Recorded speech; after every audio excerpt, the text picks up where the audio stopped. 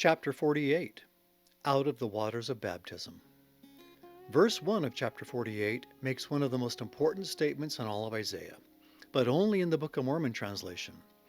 As it turns out, this is the very first verse of Isaiah quoted in the Book of Mormon. And why is it so important? Because it tells us who Isaiah is speaking to and about. So let's read it as it appears in 1 Nephi chapter 20. Hearken and hear this, O house of Jacob, who are called by the name of Israel, and are come forth out of the waters of Judah, or out of the waters of baptism, who swear by the name of the Lord, and make mention of the God of Israel, yet they swear not in truth nor in righteousness. The Lord instructed Joseph Smith to add the words, or out of the waters of baptism, to the Book of Mormon translation of this verse.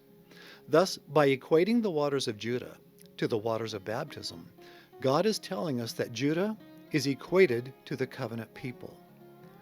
Isaiah often used names and events from his day as types of things to happen in the last days.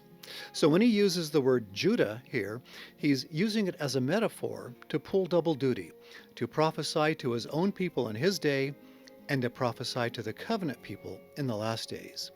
He's also telling us that the covenant people, Judah, speak often of the God of Israel and swear or make oaths in his name, but they do not make these oaths in truth or in righteousness.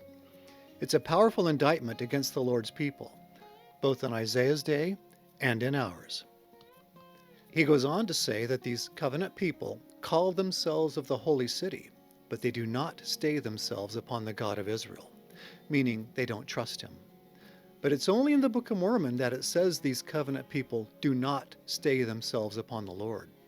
And here Isaiah is using another metaphor, the holy city, which is Jerusalem. This metaphor is also being used to describe the covenant people, especially the capital or center place of these people. So Isaiah is telling us that when we see the words Judah and Jerusalem in his prophecies, they refer to his covenant people, both then and in the latter days. And further, he's saying that these covenant people do not fully stay themselves or place their faith in God. Isaiah is describing a people who love to talk about the Lord and who make sacred promises in his name, but who don't fully understand those promises or perhaps even mean them. As Isaiah says, they swear not in truth nor in righteousness. Strong words. The Lord says his people are obstinate and hard-headed. They've heard his prophecies, but don't declare them. Just think of how many prophecies from Isaiah that are not declared or taught by his people today. In fact, think of how many people simply skip over the Isaiah sections of the Book of Mormon, that great gift that provides a timeline for the last days. But soon the Lord will be teaching new things that his people didn't know before. And because these things are new, the people won't be able to claim that they understood them before. But once these new truths are revealed, the people will have a decision to make, to humbly accept these teachings or to harden their hearts and reject them. The Lord then implies that many people will, in fact, reject these things, for he says that he knew all along that many of his people would deal very treacherously. However, in his love, the Lord will defer his anger for a time and not cut his people off. The Lord is still working to refine them, even if it must be in the furnace of affliction. The Lord then calls his people together to ask them an important question. Who among them hath declared these things unto them? Then he answers his own question.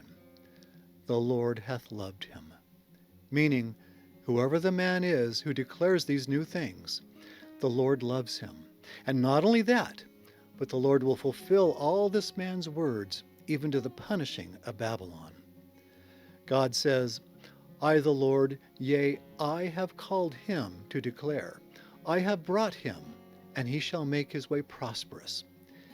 And then the Lord speaks in his servant's voice, saying, Come ye near unto me. I have not spoken in secret. From the beginning, from the time that it was declared, have I spoken, and the Lord, Yahweh, and his Spirit hath sent me. The Lord then affirms this, saying, I have sent him. Then he confirms it again. I, and it says Yahweh in the original, hath done it. People may question who this man is, but the Lord has declared that he sent this man and will yet confirm all his words. The Lord laments that more of his people won't accept his servant. If they would, he says, their peace would be like a river, meaning like the Euphrates, often overflowing. And their righteousness would be like the waves of the sea, meaning innumerable and unceasing. If they would just follow the servant and keep God's commandments, their posterity would become as vast as the grains of sand, and their names would never be cut off. And finally, after urging Israel to exit Babylon for 47 chapters, Isaiah does so again. Go ye forth from Babylon, flee ye. He reminds them how this happened when they fled from Egypt, and how it will happen again. The Lord hath redeemed his servant Jacob, and they thirsted not. He led them through the deserts. He caused the waters to flow out of the rock for them. Those who follow the Lord's servant will be blessed with Moses-like miracles. But as we're told, there is no peace, saith the Lord, unto the wicked. For many, it may take revelation to recognize that this servant is, in fact, the Lord's prophet, the anointed ensign of God with all the keys of the kingdom. But those who follow him will enjoy great peace and safety. They'll even be led out of Babylon to build up Zion and the New Jerusalem. All this and more is explained in the book, The Words of Isaiah. I'm Curtis Taylor with The Words of Isaiah.